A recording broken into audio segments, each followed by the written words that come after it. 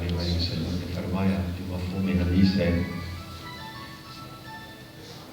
کہ جمعے کی کیوں فضیلت ہے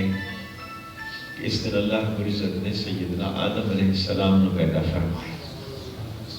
تخلیق فرمائی۔ اسی دن ہی اللہ پاک نے حضرت آدم علیہ السلام نے دنیا سے بھیجا، اور جمعے والا ہی دن ہے کہ جس دن اللہ پاک نے حضرت آدم علیہ السلام کی روح قبض فرمائی۔ وصال بھی آپ کا جمعے دے دن ہے، اس دنیا تے آنا بھی جمعے دا دن ہے، اور فرمایا کہ جمعے والے دن ایک ایسی گھڑی ہوتی ہے جو مرضی اللہ کو دعا کرے اللہ قبول کرتا ہے۔ تو جمعے دے بارے فرمایا کہ اس دن قیامت بھی قائم ہوئے گی۔ تو علماء نے لکھا کہ جس دن حضرت آدم علیہ السلام دنیا تے آمن، او دن تمام دنوں دا سردار ہو جائے، جو کہ حدیث دے لفظ کی ہے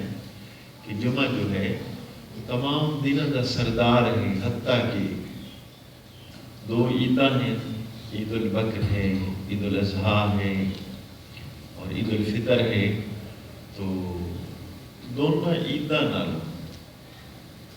جمعہ دا دن افضل ہے۔ یہ حضور سید عالم صلی اللہ علیہ وسلم کے اپنے کلمات ہیں۔ تو جس دن نبی پاک صلی اللہ علیہ وسلم تشریف لے آن، اس دن بھی پھر کی فضیلت ہوئی گی۔ اور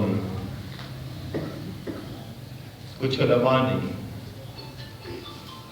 یہ دلیل بھی پیش کی ہے